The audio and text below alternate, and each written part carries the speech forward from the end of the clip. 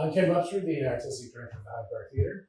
If Donald and Bridget show up, just tell them to sit over where Gale is if they show up late. And they probably won't be able to close the doors properly, so if you would close the doors properly if they show up. We're very excited to have Gale McCray here. I met Gale, let's see, in 2012, when we were both very young.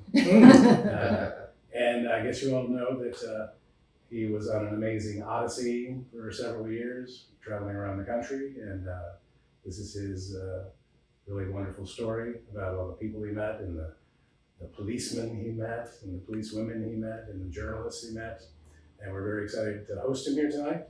Without further ado, Mr. Gale McCray. Everyone else outside. Thank you for acting like you've never seen me before. What I'm going to do is basically, these are my cue cards. I gotta have, this is my show. I'm lucky I have more stories than I need, so I probably won't get through all these. That's a good problem to have.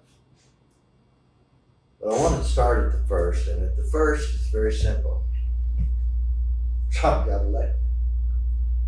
I was devastated, totally devastated. I'm a very emotional person, and the emotions kicked in, and I think I saw where a lot of Republicans were making fun of us Democrats because some of us got very emotional because Trump won. But that isn't what made me do the sign. Him winning. What made me do this, the sign. Where's the sign? Off stage. I thought you were going to bring it in. Oh, well, let's just put it in here.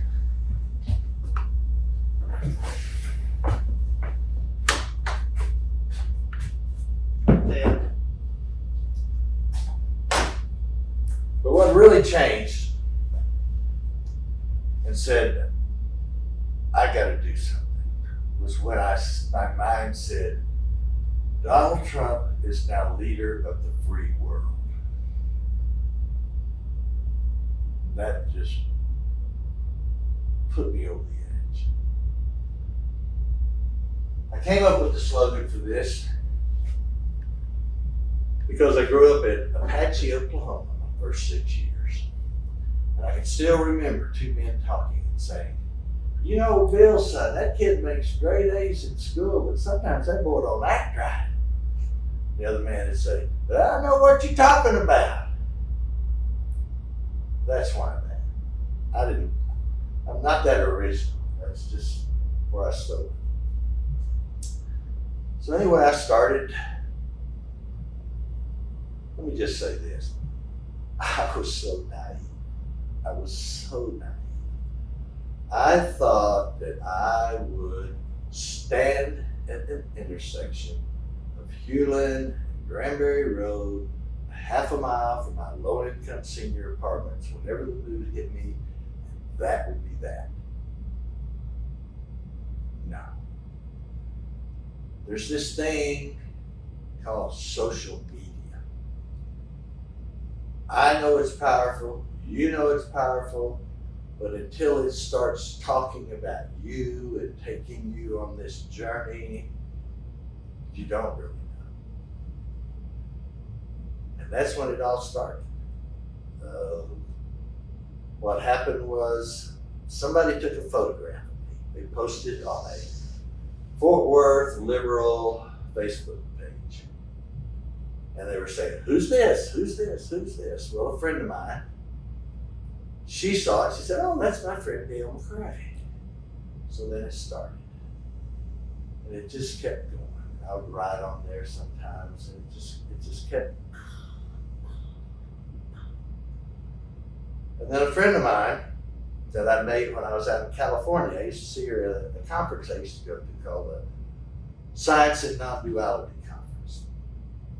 And she got hold of me because she got wind of it. I think we were Facebook friends. And she says, do you want me to help you? I went, help me? Since I don't know what I'm doing? Yes, that would be nice. And because, see, she's brilliant. She's got a PhD in philosophy. She's program director for a public television station in San Francisco.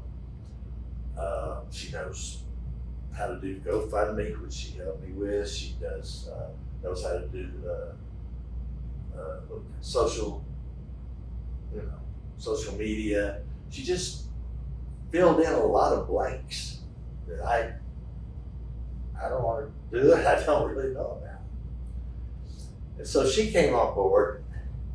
Now the interesting thing about her, Laura, is she's not a Democrat.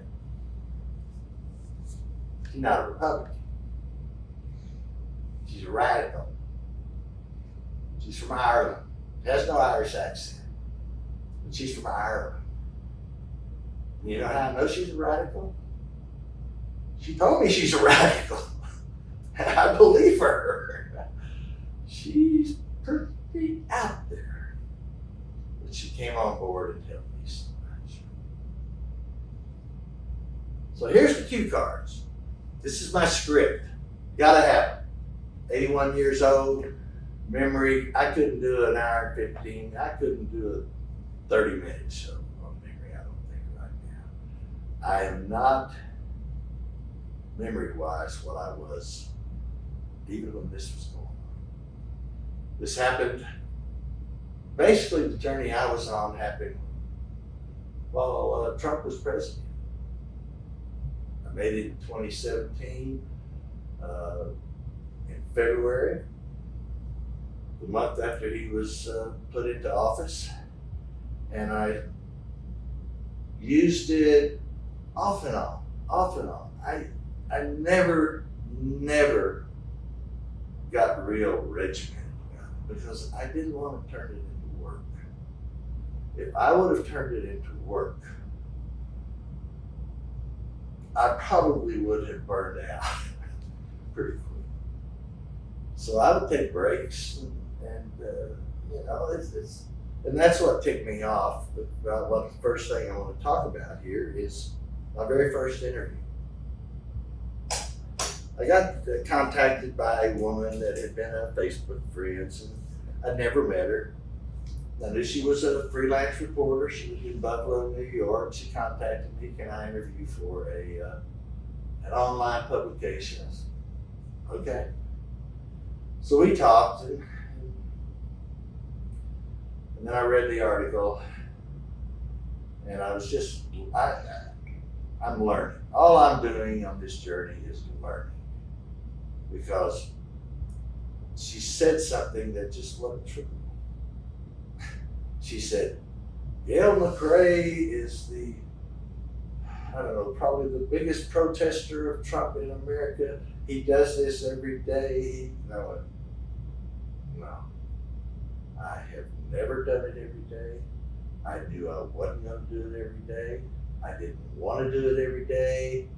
It ain't happening every day. I didn't even imply that I did it every day. So what I learned early on was reporters ask you questions, you say what you say, they hear what they hear, and then they write what they heard. And sometimes what they heard isn't what you said, but that's the way it is.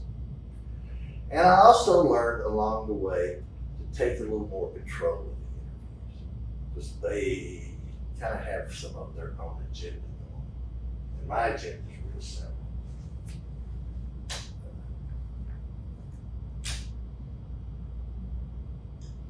One of the first things Laura did is she set me up a Facebook page. I learned the difference between a page and a timeline. I didn't know the difference. I'd keep forgetting, and she'd get ticked off at me. No, Gale, that's your page. No, Gale, that's your timeline.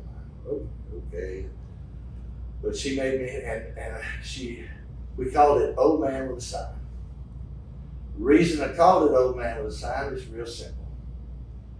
Early on, I was just kind of typing on Facebook, and I remember the day these two women said things. One woman said, "You're special." I went,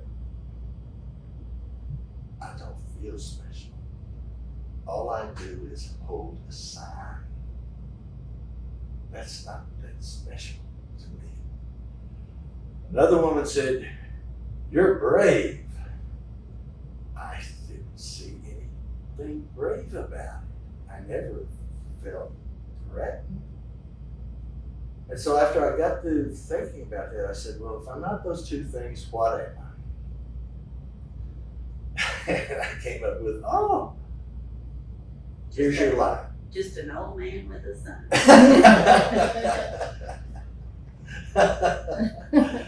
That's it.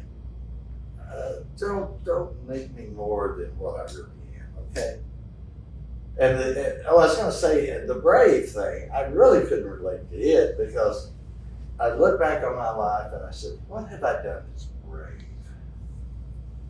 And the only thing I came up with was when I was 16 years old, and I'm a baseball nut, and I was in high school, and I realized that if I want to play at the level that I'm playing in, that I want to play in, I have to be fearless in the batter's box.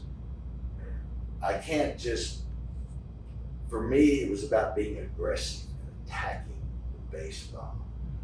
I had to be almost more than brave. I had to attack what could possibly hurt me because every once in a while, even though I'm just 16, you face a kid who's going to play college ball or he's going to sign a contract. He's got stuff and he's got fastball. If it hits you in certain places, it can hurt you. But that's as close as brave as I ever got.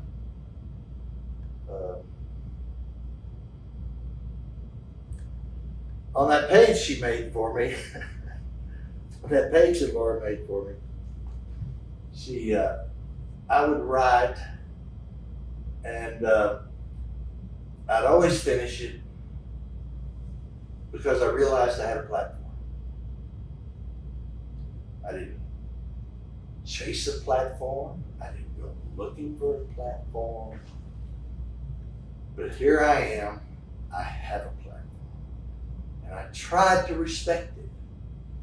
I tried to say uplifting things. And I got to where I would, just about every time, I'm sure I didn't do it every time, when I'd report in, I'd say, doing anything is better than nothing. And then I would say, resist now, persist now. And then in all capital letters, I would finish it with, this is not a fucking game. And page work. I got close to people. I never became viral on that page. I think the most people that ever became, members or followed or whatever was a little over 6,000. Well, I know in the social media world, they talk in millions and everything. I wasn't going for that. I was just enjoying what I was doing, and we were tight. It was 75% women. Facebook will tell you who your market is because they want you to buy advertising. 75% women, and probably most of them. I don't think we had many young people. It was kind of an old people's crusade, so to speak. That's who my customers were. And I got to where I'd go on trips. And see, I'm getting emotional now because people were so good to me. They were so on the journey with me. There were 50 people that I wound up reading and putting this show together that offered their homes to me in the United States, all over the country. If you get close to my place, let me know. You can stay here for a few days while you do what you do. And it was just touching. It was moving. I slept in houses. I slept in my Prius. I thought I was being very creative by saying I sleep in my Prius. We always think our thought is the first thought. Want to think that, or at least I do. But then I found out there's all kinds of YouTube videos telling how to vacation in your Prius. Everything. Well, I got that bride, well. I'm going to tell you about my North Carolina journey.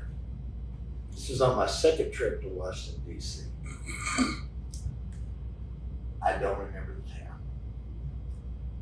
or city or whatever it was. I saw on the map what I was coming up on.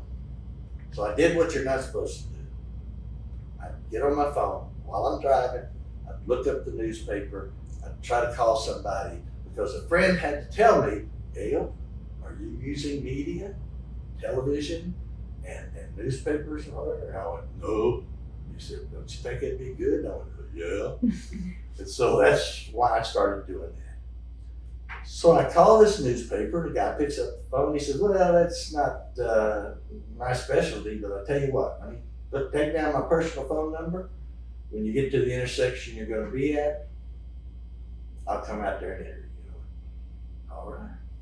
Because you just take what you get in those deals, of course. So I go to the intersection, call him, he comes out.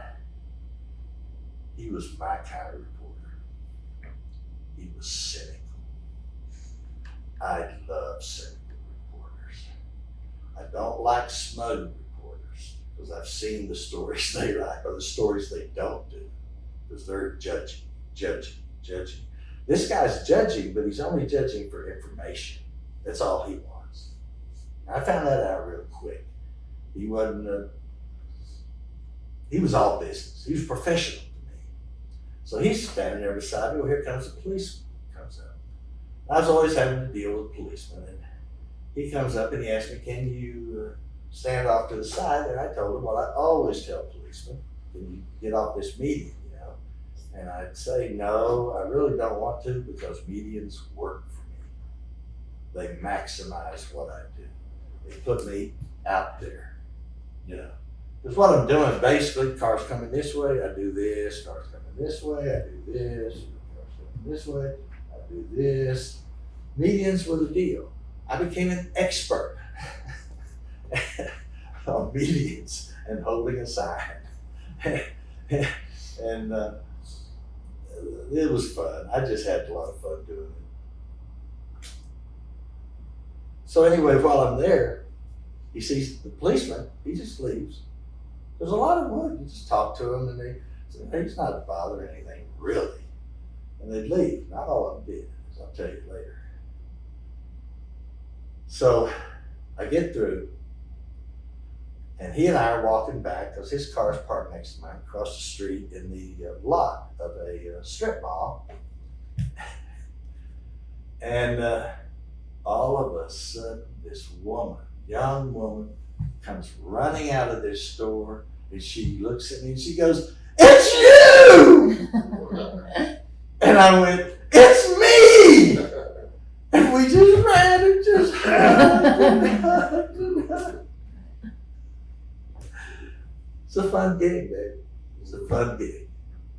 And I glance over at the reporter, and he's just grinning from ear to ear. See, because he realized, oh, this old fart, he's the real deal. She had just seen the sign somewhere, you know, somewhere.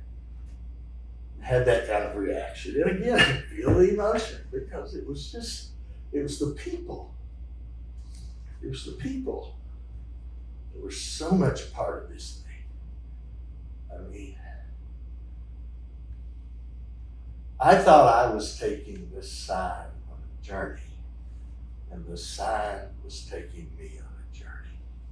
And it took me a long time before I realized that. So after I was there, I went to Julie's. Julie has become a just good friend. Her and her whole family, I just love them to death. She's got these two beautiful daughters. Her husband has a very, very chronic lung problem. He can't work. She's always helping him and fixing certain things and trying certain things. And when COVID gets close, they have to isolate because of his medical condition. But I loved my time with them. They listened to my baseball stories one night. God bless them. and then I said, they love to bake. The husband loved to bake, Ed. And so I said, can you bake me a carrot cake and put this on top of it, I have a photograph of that carrot cake. He made it. His oldest daughter put that on it in the best way she could, just like that. You know, best carrot cake. I like carrot cake anyway. It just made it better. So we went out one day, she and I. She wanted to hold the sign to experience it. We went out to, what's it called, that place? Okay, here's in the show where I say, help me here. That's not a part of the show. I'm actually meaning, help me here. It's a shoreline for North Carolina, Outer Banks. Oh, yeah. I'd never heard of the Outer Banks. It's a very beautiful, nice vacation areas. Short. So we went out there, and so she's holding the sign, and I'm on the phone. I'm talking to somebody probably back in Fort Worth or something. I don't really know what's going on. I just get a break from me holding it, and all of a sudden I turn around and she's got this fruit there. And I said, "Where'd you get that fruit?" And she says, "The guy threw it at me." He had thrown her an orange and an apple one time, come back later and threw a banana at her. Well, you know, I didn't eat, I ate the orange, I ate the banana, but the apple was a little damaged, so I didn't get to do that. And so I wrote about how we had these fruit thrown at us. And some guy on my Facebook page, he said, "Oh, it was a drive-by fruity." Oh. I wish I'd have said that. I got some police stories, of course. In my opinion, for an old white man doing what I did, this is my experience. One, there's the good old boy. Good old boys, they enforce the law and they're just kind of, and I'll admit I found out lately that a lot of them are in their retirement, getting close to retirement. They give them easy gigs to do, and I've dealt with some of them. But then there's some that are military time, which the truth is, they're good policemen too. They just have a military deal going on in their head. And I didn't mind them. They would obey the law, they didn't make up laws, they just did their job. Then there's a third kind. And they do whatever the hell they want to do. Either they're Trump people or they've never seen anybody do what I'm doing. They just, and I'll give you examples of that. Like in Waco. I was in Waco 3 times, probably more than any place in Fort Worth, mainly because, well, my son lives in Waco. And so that's why I stood at this certain intersection. And not that, probably 4 times, 3 or 4 times. So I'm there, and the very first time, these 2 good old boys show up in the same police car, and they say, "Well, can you move over here and get off that medium?" And I said, "Well, they usually say, no, I really don't. Just maximize it." They just kind of visited and looked at me for a little bit, and then they just drove off. That was that.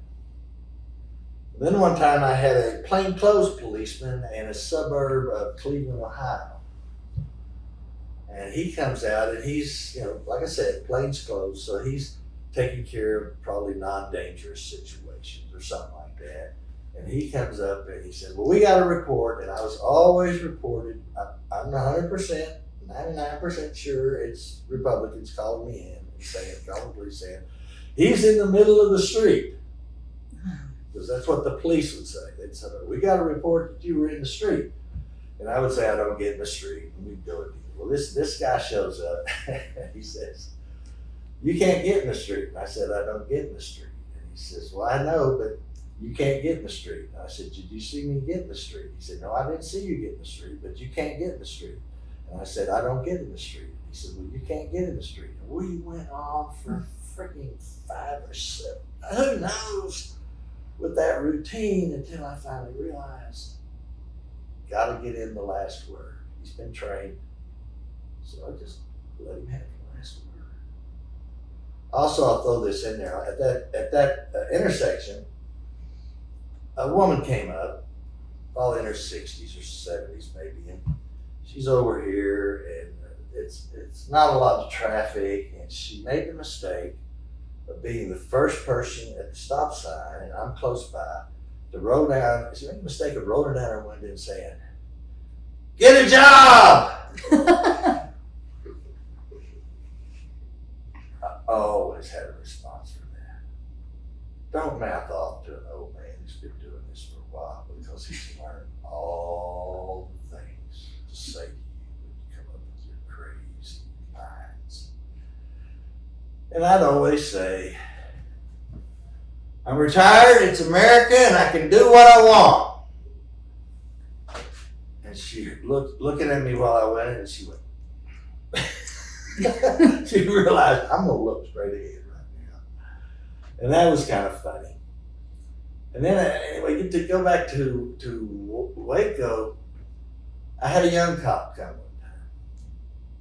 I mean, I'm on that meeting, and he's over here on the side of the road. He says, "Hey, come here." And I said, "No, I don't want to. This works for me." He says, "Come here." "No, I don't want to." And we went back and forth a little bit, and I said, "No, I'm not breaking any laws. I'm not going to do it." And I do it with an old man's tone, not some young whippersnapper, rah, rah, rah kind of deal. And finally he comes out and he grabs my arm in some kind of lock. Doesn't hurt me at all. And he takes me off. We go off to the side. And I congratulated him because he didn't hurt me. And he gave me a warning ticket. Didn't tell me what my warning ticket was for. He just gave me a warning ticket. I wish I'd have asked right then, but didn't. As I said, I made a lot of mistakes on this journey. But what happened was, most people, when we get a warning ticket, what do? Throw that damn thing away. Hell yeah, I got a warning ticket. Big deal. Not me. Because I'm retired. I got lots of time. So one time when I was visiting Preston, I still have it in my billfold. I go to the city offices where you pay fines, and I said, "What's this ticket for?" Woman takes it, she goes to the back, she comes out front, she says, "Soliciting." I had that same response. I said, "I'm not selling anything. I don't sell anything." Well, I do on my own, but I'm not there to take money. In fact, I've refused money. That's just not what I do. I have other resources for it. She says, "Well, that's what it's for." Of course, she's just got a job. And I said, "Well, I got time. I'm going to go talk to the district attorney." The district attorney can't come, but I get the assistant district attorney. I go meet him in the county courthouse. I got time.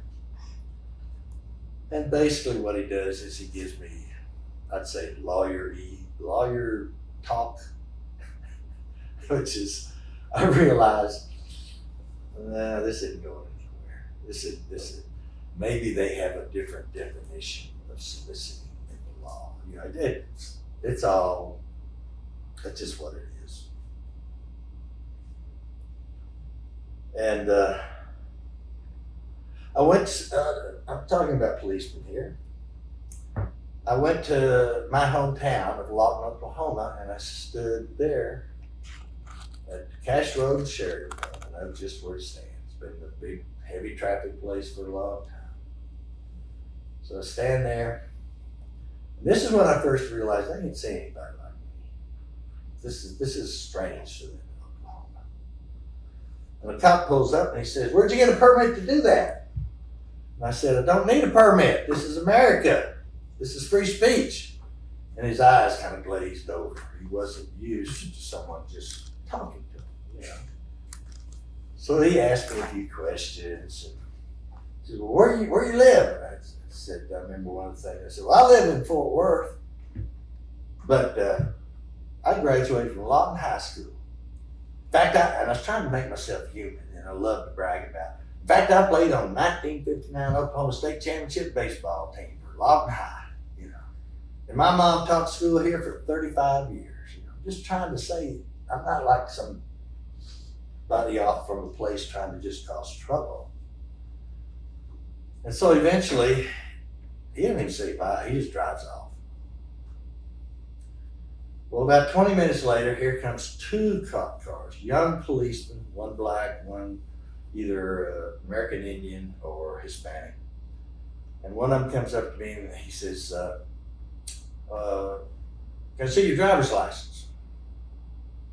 And I gave it to him. Well, then later, I found out that Oklahoma is one of the states where if they ask for your driver's license and they don't have an offense against you, you don't have to give it to them.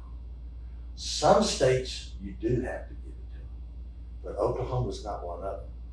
But I didn't know that, and I wouldn't have done it anyway, probably. So I gave him my driver's license, and as one cop stays there by me, the other one's going back to his car to check out. What are they doing? They just want to see if I got warrants. That's all they're doing. And I told the one staying with me, because I was always having fun a lot with him. He was young, and I said, you know, if you had tried to get me in the 70s, you might have got me for something, but it's too late now, brother. So he comes back, and they find out no warrants. And then another time I was at Lawton, same intersection. Two policemen come up, each in a different car. These are a little more mature, probably in their 40s. They talked to me a little bit, and then they just stayed parked there by the median. I always like when policemen park close to the median because it makes gawkers out of everybody. That's my product right there, gawkers, you know. So I like that. And so they're just staying there while I'm standing, waiting for my 2 hours to be up. I don't know if I said, but 2 hours is all I spent each day. I didn't make this a lot of work. So after a while, I said to the officer closest to me, what are y'all doing? And he says, well, my partner here is on the phone back to the office. We're trying to see if you're breaking any law. I thought, damn, you're working too hard at it. So eventually my 2 hours was up and I left. That was it. Just some experience. Oh, another police experience was I got my only ticket. Just 3 days before, I had been bragging and cocky on my Facebook page that I don't get tickets. I'm so good, I can read the officers. I mean, don't do that. Just stay humble. So I'm in Cleveland, and I'm just medium, doing what I do. Here comes two policemen in one car. The older one's in charge. I got a photograph of him, and he's bald-headed, and he's telling me I need to leave, and I did what I usually do. I said, no, I don't want to leave. And we kept going, and finally I said, well, I'm going to leave now. And he said, nope, too late. And he grabbed my arm, took me off to the side there, him and his buddy, gave me a ticket. I wasn't going to fight it. I just wanted to leave the next day and get out of Dodge. And it was $123. And it was later that I said to myself, what the hell did I miss? What did I miss that made me get that ticket? And what I missed was, I'll bet you money he was training the other officer. You see, how to deal with your chest out people. Now, the reason I thought of that is I know a Fort Worth retired policeman. And I've heard of his talks at churches where he tells them in his district, when he was a policeman, he was in a black district, that he had to unlearn what his training officer taught him. Because his training officer taught him to, this is how you treat black people. There's no treating black people and white people and brown people. There's just enforcing the law. And I heard he would get very emotional when he was telling that story. That it was against some principles that he had, and he just had to undo that, let that one go.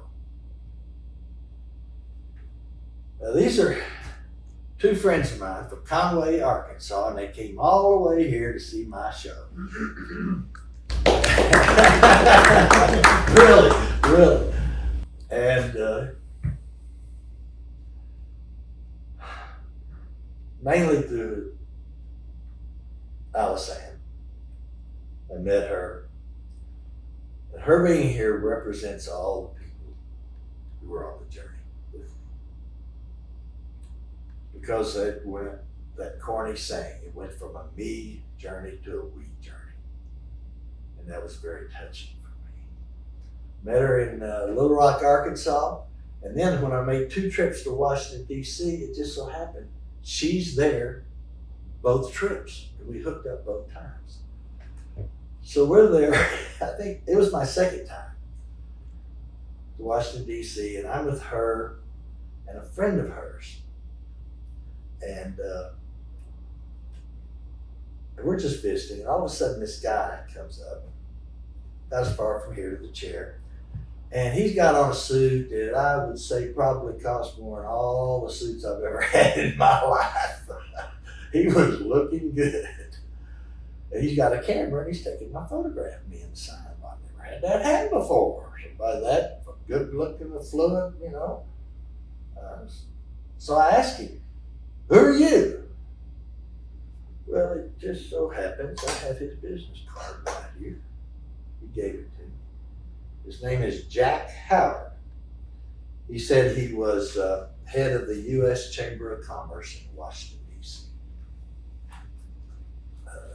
On here it says he's Senior Vice President, Congressional and Public Affairs for the Chamber of Commerce. And so we're visiting, and then he says, either you or your friend, I don't remember which, what are you here for? And she tells him, he goes, Chamber of Commerce is working on that. I go, wow. So then he asks the other woman, what are you here for? She says something else. He says, Chamber of Commerce is working on that. And I started getting a little slant-eyed after that one, because the way he said it kind of wrote. So then, I think you were the one who offered, well, I'm also here for this reason too. And he told it to him. And he goes, Chamber of Commerce is working on that too. And I go, bullshit. And then I realized, but I'm in the land of bullshit. This is Washington, D.C.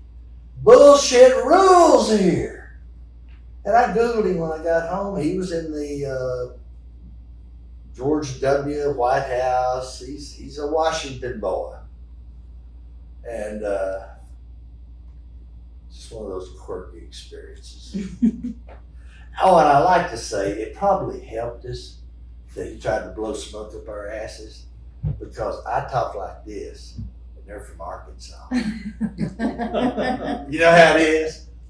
I mean, there's people that they think they're sophisticated, but when they hear an unsophisticated person that they think doesn't quite know what's going on, they'll kind of use that social whatever they think it is. It's a little better than you, and we just sit there and just watch them. Black people have been doing that forever. Black people been watching foolish white people forever.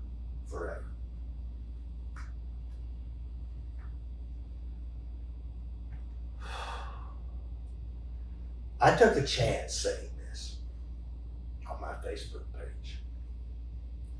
It was just something driving me to say this because, as I said, I've got a platform.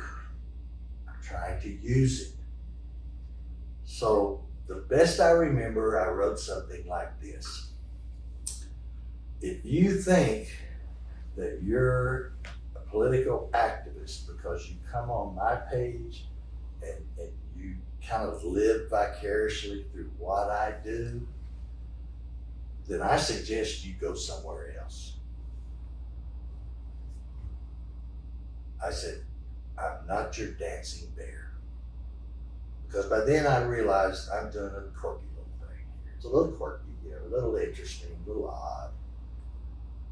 And I expected some feedback from somebody. I mean, I'm kind of putting it out there. Nobody said a thing. And that was when I said, damn, we're together in this deal. They get it. And it became almost like family to me. These people let me in their home, sending me money, letting me say that to them. Nobody coming back on me. It was an important experience for me.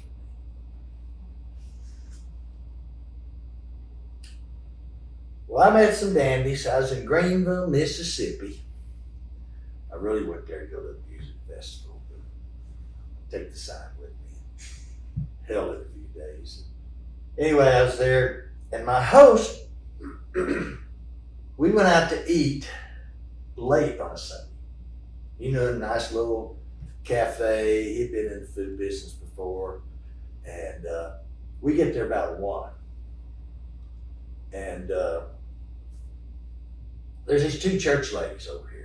You can spot church ladies. It's Sunday, it's 1 o'clock, they got out of do, they came here to eat, they're wearing their church lady clothes. And I've got on a t-shirt like this. So I'm just walking, and one of them catches me, and she kind of looks, and then, so I sat down, and she says, "What's your t-shirt say?" So I stood up, and I just went like that, and she goes. So I go sit down, and I eat. Well, they before us, so they got through before us, so they get up to leave. She comes by, she comes over here, and she bends over, and she whispers in my ear, "You're the only white man I know who isn't voting for Trump." And I go, "Greenville, Mississippi?" "Yeah, probably." "Yeah, probably."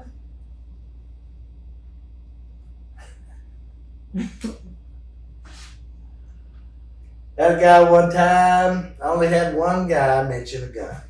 The people are always saying, "Oh, it's unsafe." Well, I just never felt unsafe. But I was standing at the Hugh and Bel Air intersection. Best, perfect intersection there ever was for what I do. Big, lots of lanes, big, wide, median.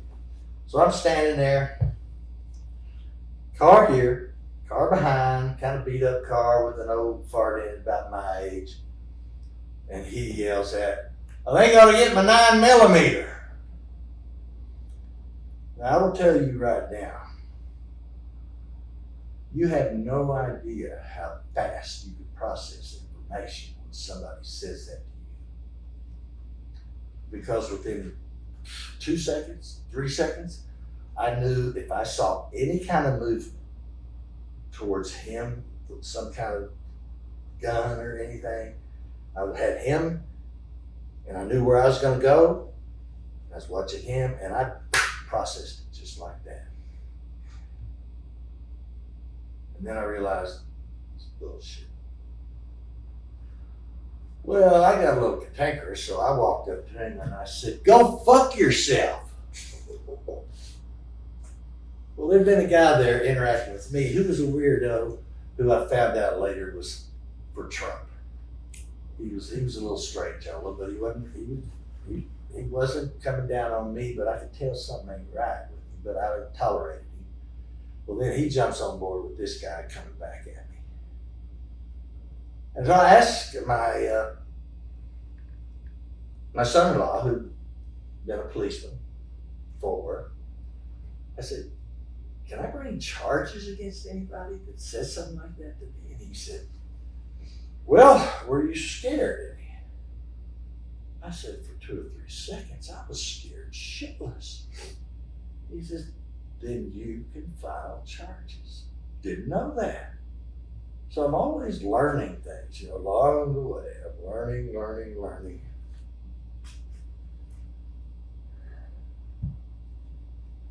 This was the first,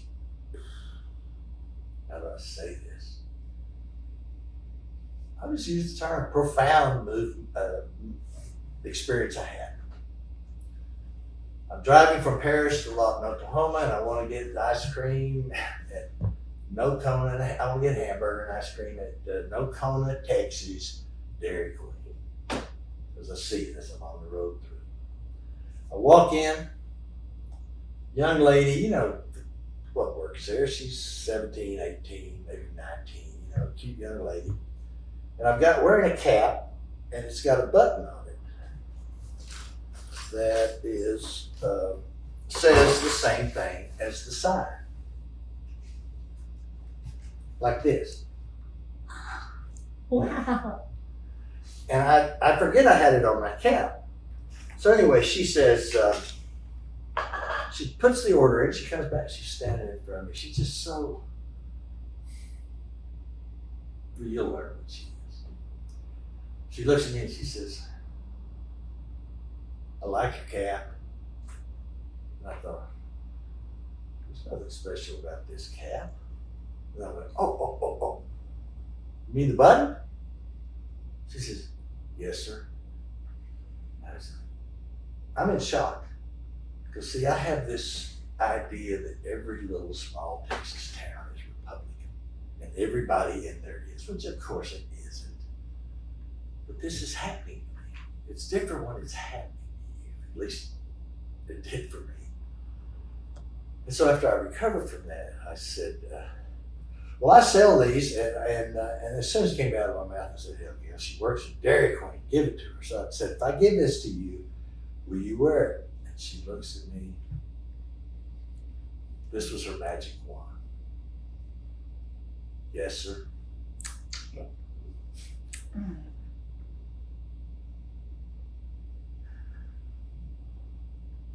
You can tell this is an emotional journey for me.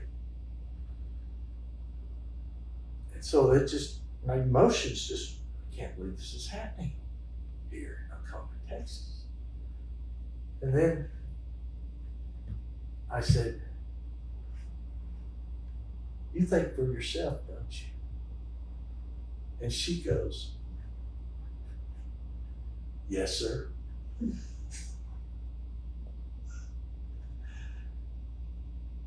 And then again, I just go, wow. And so I then say, you do know you're in the minority in this town, don't you? And she goes, yes, sir.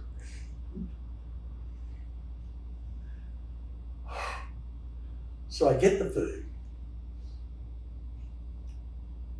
I'm walking out the door. I shut the door. You feel emotion just creeping up in me. Hold it. Oh, stay down, fella. Stay down there. I get in my car, I shut the door, and I start bawling. Started bawling. And while I'm bawling, I was like, well, what am I bawling about? And as soon as I say that, I know what I'm bawling about. I've been in the presence of a young lady who can see the truth in an environment that isn't teaching her to see the truth. And I call people who are on this journey with me, like these two people over here, I call them warriors. Anybody who was on this journey with me, you're a warrior. I just use that term. I like it. And I realized I had just been in the presence of a youthful warrior for the truth. And it had just overflowed. And I wrote about it on Facebook, and I got the nicest compliment from a friend of mine. When she was a kid, I didn't know her when she was a kid. I delivered her mail in Mineral Wells, Texas. I was a mailman. And she wrote, she said, "Gale, you're a good writer." And I said to her, "I just write down what I see." And then later, it was a few years later, I realized maybe that's what good writers do. Is they don't, when you're doing a factual story, they have the ability to not enter in their own ideas, their own concepts, their own, and that helped me accept that compliment more. You know, maybe I can write a little bit. You know, but hell of an experience. My favorite intersection of all the intersections I stood at was in Nashville, Tennessee. There's four instances that made it special. Just little things. May not sound like much to you, but they were fun to me. Holding the sign, a guy comes up, a young man, and he wants to talk politics. I said, "I don't talk politics." Truth is, I don't really care that much about politics. I've dabbled this much probably in it before this thing here happened to me. Well, he kind of kept talking, and I turned to him. I said, "Son, you need to understand, I'm a one-trick pony, and I do my trick real well. I hold a sign that says that. That's all I do." And he got the picture. He left. You know, it's something you got to deal with. And then a woman came by, and she gave me the worst damn middle finger you ever saw. It was like this. It was something. It was something like that. And as you can tell, I was always having fun. And I thought, I wish she would pull over here so I could go talk to her and tell her how to do a real middle finger. I mean, I'd rather have a real middle finger than some of these goofy things, you know. I became an expert on middle fingers, really. And God, it was a terrible middle finger. But just having fun. Just having fun. And then two women were driving in their car, and I was always looking at people's eyes. I would just look at them, you know. Just to let you know, I'm not waving the sign, I'm not doing this, I just hold it. That's all I do. And I was looking at them when they saw the sign, and they broke out laughing. Oh, Lord. The one driver started beating on the driving wheel. The woman sitting in the passenger seat, she's slamming down on the dash, you know. They just never seen anything like that before, you know. And I just had fun with them, you know. We're laughing together. We're having a good time. And then my fourth and favorite was this guy, an old fella in an old beat up pickup. He's over here and he's gonna come over this way. And I can see he's got his blinker on, and I see him before he sees me. So I'm watching. The moment he sees me, here's what he does. What about Hillary? What about Hillary? What about Hillary? What about Hillary? What about Hillary? What about Hillary? What about Hillary? He rides off into the sunset. He doesn't stop saying it. He just rode off into the sunset, yelling, "What about Hillary?" And I thought, okay, you know what? Okay. I got compliments. You don't realize you need them until you get them. That's my opinion. And I happened to write these down. these two compliments that were just, the second one just got to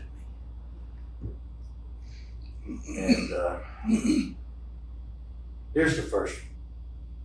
Get my glasses here. Woman texted me and she said, my kids said that seeing you and your sign in the DC subway was one of their favorite memories last year. Hope this gets you back there. $10. You don't know. I don't know what effect I'm having on anybody. If I'm having any, I know there's people on the journey with me, but you need these. And this one, whew. I was feeling depressed because I got laid off, but I saw you in your sign.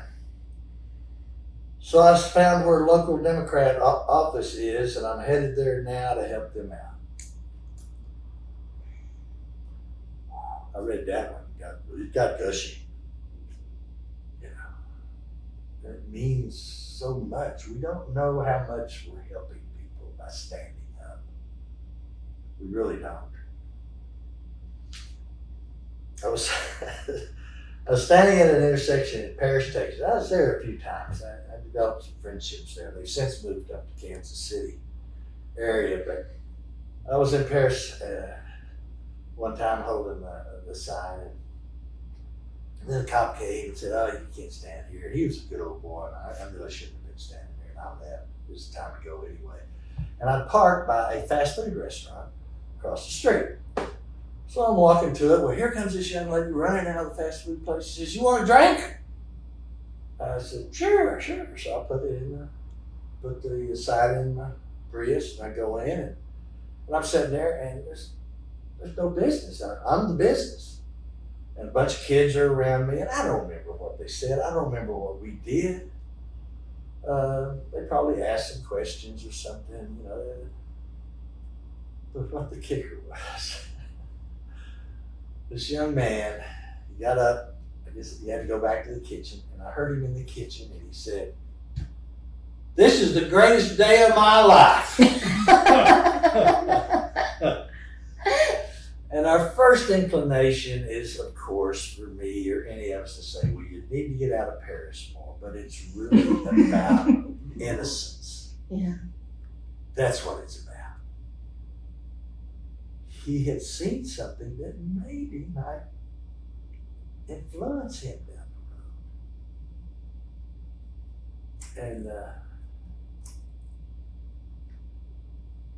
just stories like that. Stories like that.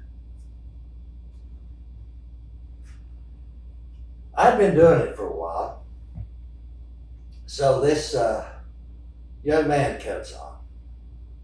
I look at his timeline. I can tell he's 20s, 30s, probably whatever. And he comes on my Facebook page, and he tells us how it is politically. And he's liberal, but he's telling us how it is. And I thought, you little snot.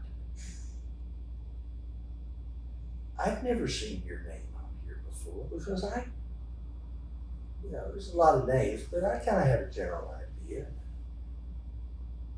I said, what do you do? Do you think we don't know that? Do you not realize that we've been on the road and we've been doing this for about 3 years now? And you need to reconsider when you start passing out advice. And so I said it to him.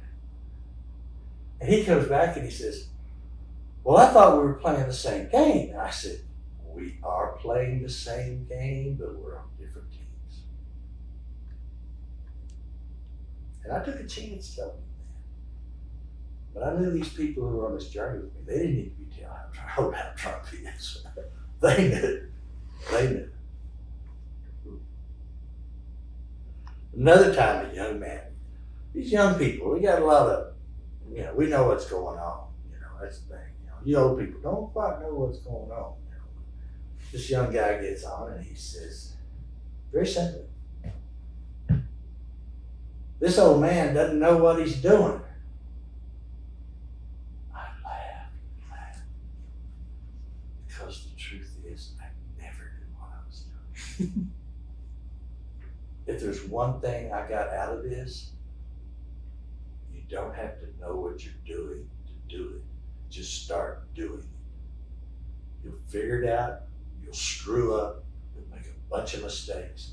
People will help you, but you don't have to know before you do it. So my reply to him was just, when did I ever say I knew what I was doing? And he left pretty quick. This is one of those quick stories that meant a lot. I'm standing at the Bel Air Hewlin intersection in Fort Worth. Little old lady comes up, very nice car. She's probably I bet she's in her 90s. I mean, she's hunched over like this, and the steering wheel, she can barely see over it. And I'm just about this far from her. She's right in front of me here. She can, here's the car, and here's the window, and she can barely see over the window. And she turns and looks at me, and I'm looking at her, and she says 2 words. Keep resisting.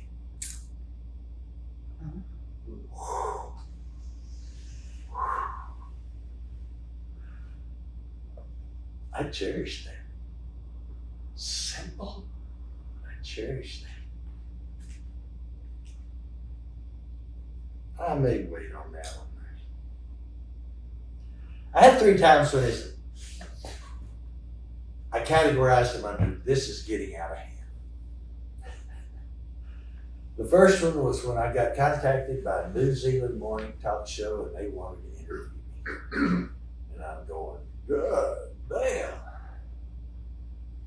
So we set up the interview. You need to understand, I never talked to a New Zealand radio station before.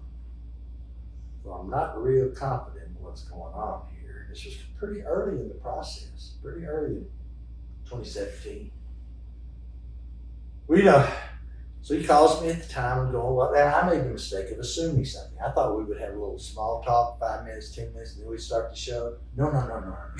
The show starts when I pick up the freaking phone. Didn't know that. So anyway, he says, hey, Gale, you know how to talk show people. Hey, Gale, we hear you're angry at Trump. Completely threw me off. I wasn't angry at Trump. I had never said I was angry at Trump. They assumed I was angry at Trump. I'm more scared of Trump than angry. He scares me with the way he acts and the things he says and all of that. So that kind of confused me a little. The interview was so. Like I said, early in the process, I'm learning as I go. So they send me the recording of the interview and I listen to it and I go, wow. So I call someone who's known me for a real long time, lives up in Denver. I said, hey Bill, you know that interview I was going to do? New Zealand? I told him that. He said, yeah. I said, well, I just had it and the other day and I just now listened to it. He said, well, how'd it go? And I said, I sound like a hick. And he says, you are a hick. You grew up in Apache, Oklahoma. And I went, I think this is called a learning moment. Because I had never thought about how I talk. I do sound like a hick. I've got that Oklahoma drawl with that little Texas twang stuck in there with it. And so I wrote about it on my Facebook page. I said, hey, I just found out I'm a hick. And so I said, so I say unto you, if you think you're a hick, be proud of being a hick. Because there's nothing wrong with it. Just having fun. Just having fun. Well, now that was the first, this is getting out of hand. Second getting out of hand was when I was selling these t-shirts and people wanted me to autograph them.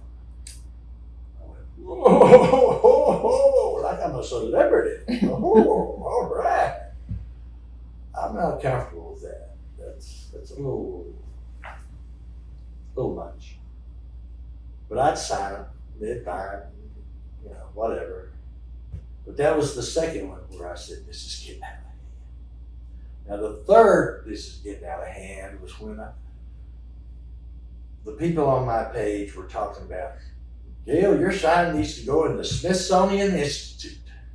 I'm going, let's not get too carried away.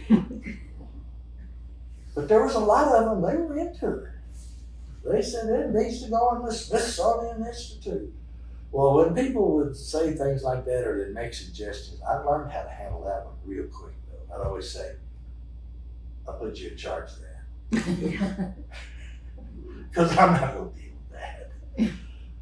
Another, and the third, this is getting out of hand.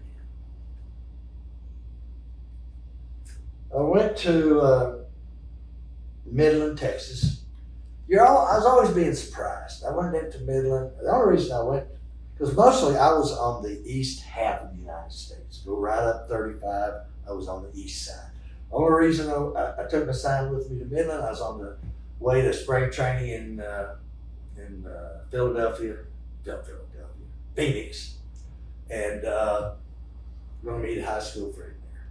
But I stopped at the Midland paper, talked to a woman, I guess one of the writers, gave her my card. I'd already had these little business cards made, and told her what I do. Asked where a good intersection was.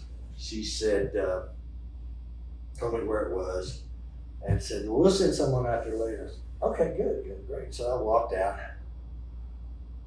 I get halfway to my car and I realize, oh, I forgot to tell this. I go running back in there.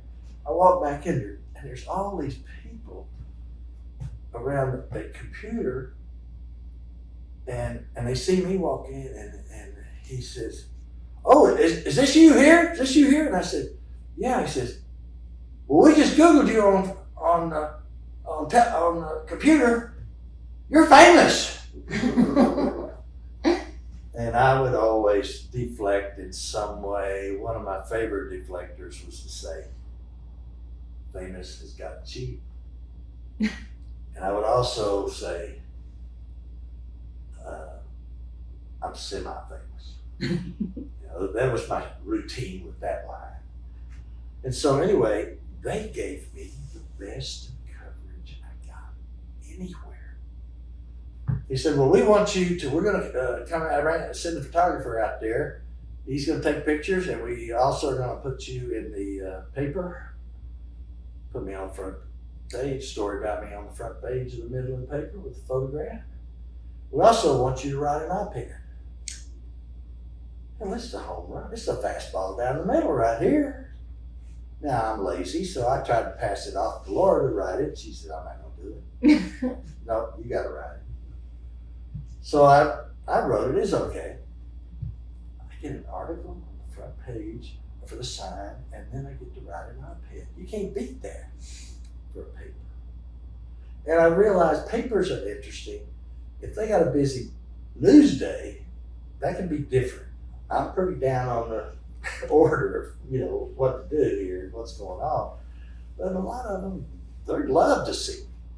Gives them something to do. Gives them an interesting, different story, you know. But that was Midland. I did have a guy come up, say the weirdest thing to me. He drove by in a pickup. I have a photograph of it. The photographer took it, and I wound up getting it. And as he drove past, he said, Trump is the savior of this country. Now, I was raised Southern Baptist. I know what a savior is. I would never call a politician a savior. I don't give a damn how good they are. That's just too much, but that's part of MAGA's appeal. And The photographer was awesome. He stayed with me for an hour. Most of the photographers who came out, they'd take 3 or 4 pictures and they'd leave. That's all they need to do. I understood that. He stayed out for an hour and he took all kinds of pictures, and I'm gonna get them. I can buy them now. I haven't done it yet. I've got 1 or 2 of them, but I wanna buy all of them because he got some great photographs. And I was honored he spent that long with me, to be quite honest with you. So Laura recommends I go to Washington, D.C. for the first time. I don't know, it's the first time. She says, you need to go to Washington, D.C., Gale. I said, okay, I'll go to Washington, D.C. She says, you're going to need some money to go to Washington, D.C. I said, I know I'm going to need some money to go to Washington, D.C. She says, well, I'll set you up a GoFundMe account. How much you going to need? I said, Laura, I don't do cost analysis. You got to do it. She said, I'm not going to do it. She said, I'm not going to do it. Okay. You got to do it. So I say, okay, $2,000. I'm only going to stay 4 or 5 days. I think that's all I stayed that first time, 4 or 5 days. She makes the GoFundMe account, explains what I'm doing. In 2 weeks, we got $2,000. I'm freaking out. This is kind of semi-early in the process, you know. It's like, woo, okay. And then I made a second trip to Washington, D.C., and I decided to go. Only this time I want to stay 4 months. I had some people up there that I felt I could stay with, and it was great. It was great. On the way up, of course, I'm stopping in towns. There's no time limit to what I'm doing or how I'm going to be there. But it was just a great experience. Second time there in Washington, D.C., I got to march with the Reverend Dr. Barber, who does, he does it. He reminds you of Martin Luther King. He's a very eloquent black preacher. He has a thing called the Poor People's Campaign that he's been doing now for gosh, I don't know how long, just trudging in it and everything. So I was there and I marched a few days. There were times I'd leave the sign at home. I was in Washington, D.C. that long, and I'd go around Washington, D.C. and whatever. But I did march with them. But I learned something that kind of was a little cynical about it. Didn't feel good, but that's probably how it is. So they told us one day, we're going to get arrested tomorrow. Said if you want to pay the fine, you won't go to jail or anything. It'll be $50. If you want to pay it, okay. If you don't, we'll pay it. Well, I had money from people who'd given me, so you know, I let the people who were supporting me pay for the $50 fine. But what was interesting was when they arrested us, we were all in like 3 rows, about 10, 15 people in a row. And someone in the crowd, the policemen are getting our names and everything, and setting up the tickets and off to the side. Well, someone in the group starts chanting something about whatever it is about what we were doing. Because the head policeman comes out and he says, "You're going to have to stop that. That isn't part of our agreement. You keep doing that, we're going to break our agreement because you broke it, and we're going to come down on you. So you need to know that." They immediately shut up. And I realized it's a play. It's a play. The police are in awe. The organization is in awe. And I don't think Martin Luther King was in on those kind of plays. I mean, you like to have cameras there and everything to record what's going on. But it was just too orchestrated for me, to be quite honest. But that's just cynical me.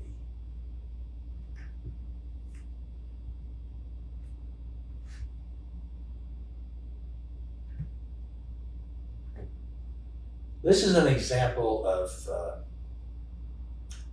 how good I can be and the opposite. I I spent a lot of time at the Lincoln Memorial. I really got off on standing this far from where Martin Luther King had stood in that famous protest. Because sometimes I really acted like a patriot. I really did. This is America. I can do what I want. Okay, I can do what I want because this is America. I have freedom of speech. And so I'm standing there with the sign, just standing there. I see these two women down at the base, and they're doing a camera, and they've got these cardboard boxes, and I don't know what they're doing, but they're there for quite a while. And I got curious, so when I got my 2 hours up, I just walked down there to them. I said, "What are y'all doing?" And one of them said, "Well, we're doing pre-production stuff on commercial sites or whatever, something like that." I went, "Oh, okay. And then she says, 'We've been watching you.' I went, 'Okay. You're nice to everybody.'" And I thought, well, I try to be. And that meant a lot to me. Somebody acknowledged that, And then there was the other time where I'm standing there. There's a new security guard. It was the only day of all the days that I stood at the Lincoln Memorial that another security guy was standing 20 feet in front of me. I didn't talk to him. He does his job. I do mine. It's no big deal.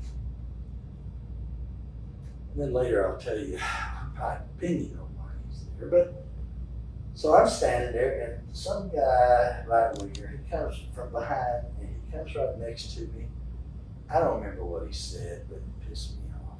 And I said, "Go fuck yourself." He turns around, looks at the guard or whatever he was. He says, "Did you hear that? Did you hear what he said to me? Are you going to do something? Did you hear that?" And the guard looks at him and says, "Just go on. Just go on." He feels he needs to pop off to me again. And I repeat my line. Go fuck yourself. He turns to the policeman again, whatever he is, and he said, "Did you hear that? Are you?" And he does his spiel, he does his whining. And the security guy says, "Just go on. Just go on. That's enough." So he leaves.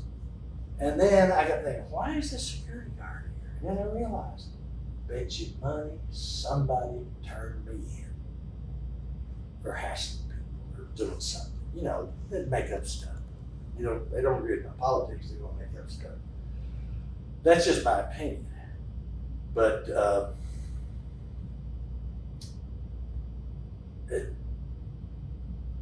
he probably went back and reported, "Well, how was that old man?" He said, "He just stands there. He doesn't do anything unless somebody pops off to him."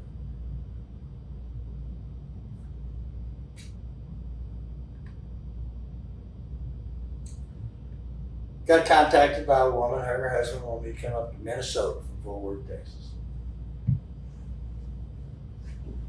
Now me, I go, "Okay, I'll stop along the way." Well, I get to Omaha, and I'm tired of sleeping in my car. I'm tired of cheap motels. So I posted on my timeline, on my Facebook page. I said, "Hey, anybody know anybody I can stay with in Omaha for one night? I want a nice bed. I want to take a shower, just one night." And this woman she lived in Arlington. She and her husband live in St. Louis now. She said, "Well, don't tell you I'm the one who got you a motel room, because I got relatives in Omaha. But I'll pay for a motel for 2 nights." And I told her, I said, "I don't need 2 nights, just one night." And she made the reservation, let me know where it was. It was happening all the time like that. I'd meet people, and they'd give me a $100 bill. I had more than one. People just hand me a $100 bill. And because they wanted to be a part of it.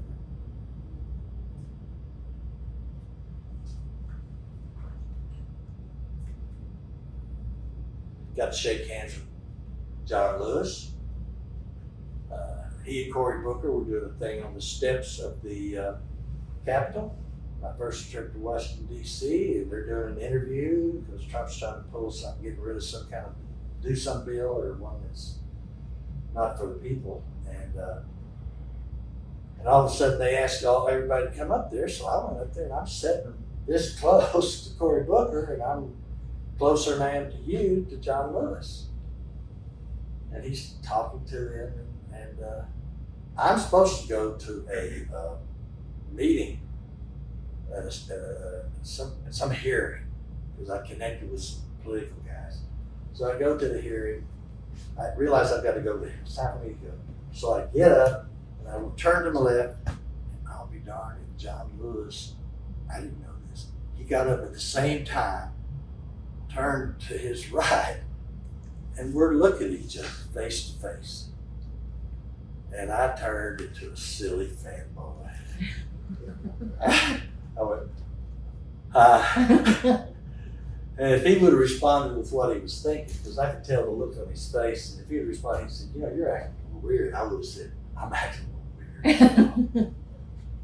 But it's John Lewis, you know. So I get to say I shook hands with John Lewis. Well, I think we're getting close to the end here. So I want to end with some things. I wrote a song. I don't write great songs. Doesn't keep me from writing them. I just write them. After I wrote it, they're real simple. I wrote this because what I was doing, I became almost addicted to the 5:30 news because I wanted to see what crazy shit Trump was going to say. I don't think he ever failed me. He's pretty consistent. And I kept saying, that's crazy. And I'd see it the next day and he'd say something, I'd go, that's crazy. And then I realized, so I wrote a song. Now we're not going to sing all the song. It's talking, the verses I talk, and then the chorus is, and I want to ask you to sing the chorus. Real simple. The chorus is, we're living in crazy town, living in crazy town.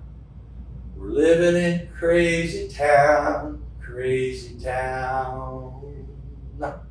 So, okay, you ready? Okay, listen, you don't have to know how to sing, just pretend, just be bad, okay?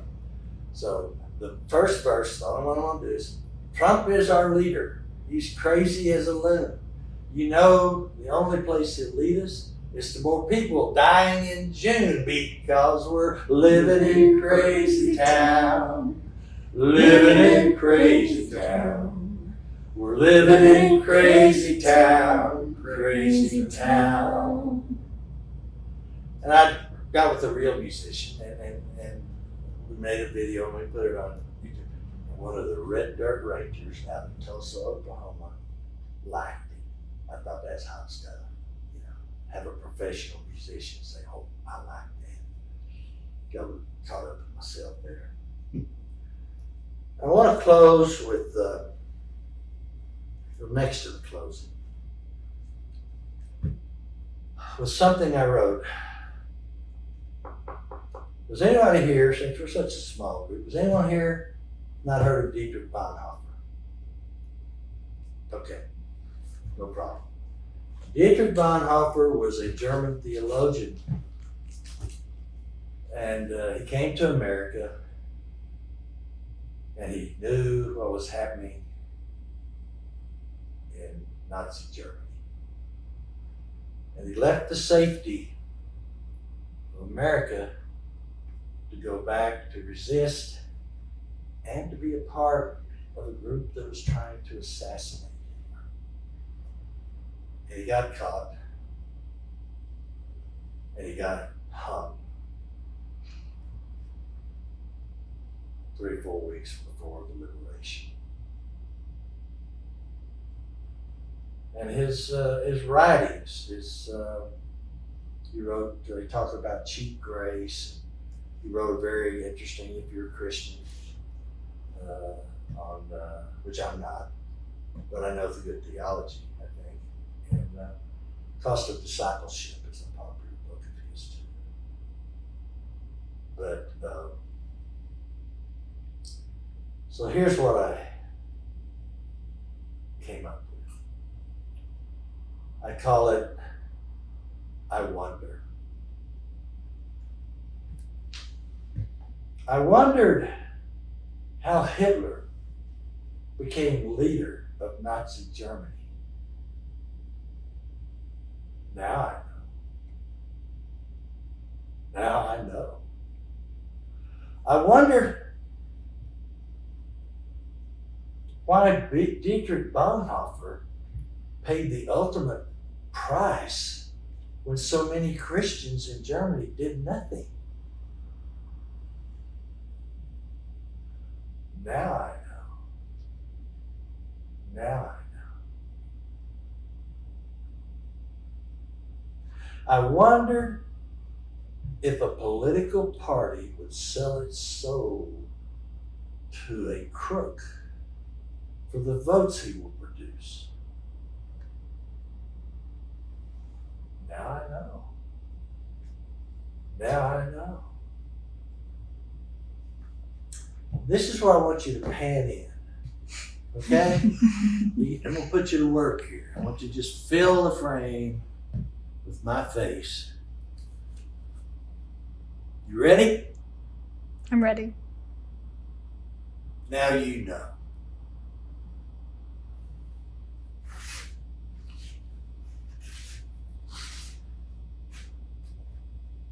Anybody got any questions? This is the end of it. No big ending. Any questions? Just curious. Never anything physical? No, just the guy. No. Just lots of middle fingers, called me lots of names. Just that guy that said something about the 9mm. That's all. No, never. That was it. I did have a guy, Greenville, Mississippi. I didn't take it quite as serious. He said, "There's a lot of guns around this town," and he didn't say it quite that aggressive. It was more just, I don't know, probably trying to get a rise from me or something. I didn't buy it. No. This isn't a question, but I was thinking, as you were talking, I was thinking that the Harris campaign is getting so much credit for just coming out and saying these guys are weird. Are these guys weird? They're kind of weird. And it's so much like what you were doing. Just to be able to say, what's wrong with those guys? Just as like an Emperor's New Clothes things. Aren't they? What is wrong with them? Yeah. And it worked, so brilliantly for you. And I wish somebody more power had thought of it earlier. But. Yeah. Hey, there were some times, this may sound a little, I don't know, but I felt like I was the kid saying the emperor has no clothes. Yeah. That's how I felt sometimes, really. Yeah.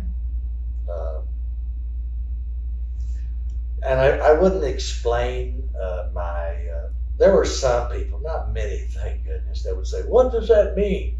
What does that mean?" And I'd go, "I don't explain it. I don't care if you're liberal or what. I don't explain it." Yeah. I can see two ways to say that, and in my mind, I'm wondering what's in your mind. It's either that boy don't act right, or that boy don't act right. You see the difference there? One way it's the acting, and the other way it's the right. No, I'm too concrete. I don't know what the hell you're talking about. Yeah. But I think it's that boy don't act right. Yeah, act right. Yeah. And I did have one or two say, "Are you berating his son?" I mean, no, just leave. Just leave. And what's interesting is people would read Trump and see an old white man, and there were some that would just cuss me out. Oh. Because they didn't read the rest of it, people. Read the rest of it. And I had some that were right-wing, like a woman in one of those travel places when you go inside a state, and I went and used the restroom, and this older woman, she sees my butt, and she goes, and I said, did you read it all? And she read it, she went, but, oh my gosh, I know I'm through, but I gotta tell you this one. God dang it. Sharon and I went to, she took me to the state capitol grounds. Now help me out here. I didn't tell this to you, did I? Went to the state capitol grounds in North Carolina, in Raleigh. And so I'm standing, it's in this book here. You see a picture of me doing it. That Sharon made for me. That I was standing on a statue, just holding the sign. Something to do, wasn't a big crowd or anything. She took some pictures, I guess that's why I was there. And then all of a sudden, it was the end of the school year and they were having field days, which meant there were a lot of school buses around and kids were walking around, getting kind of history lessons or whatever.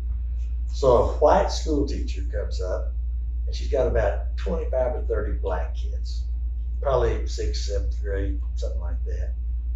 They see my sign, they are freaking out. They think it's just the craziest thing they've ever seen before. They're just like this. And the teacher, look at her, she's not that wild about me. It's obvious. She says to them something. I hear it and I go, she can't have said that. So I asked Sharon when they left, because I don't want to mess with what Sharon thinks she heard. I want to hear what Sharon thought she heard. So I'll get it real. She tells me what I heard. Here's what I heard and what she said. She says, now children, we're not here to be political. We're here to look at Confederate monuments. With a straight face. Oh, with a straight face. It's called denial. Wow. Is what it's called. An acute case of denial. And I'll tell you this one more and then we'll have to quit. How long have we been going? I think the camera's off. 93 minutes. I'm supposed to do 75. Anyway,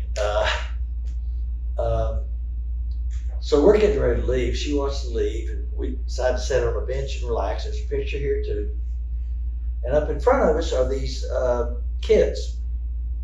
I found out later they're 7th grade boys, and they're playing flag football. I know what teachers are doing. They're trying to get these little boogers burn out that energy, and they're just playing away.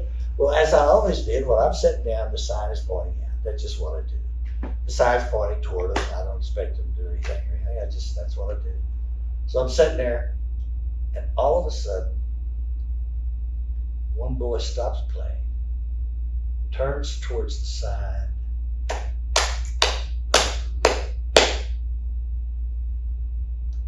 and then another boy.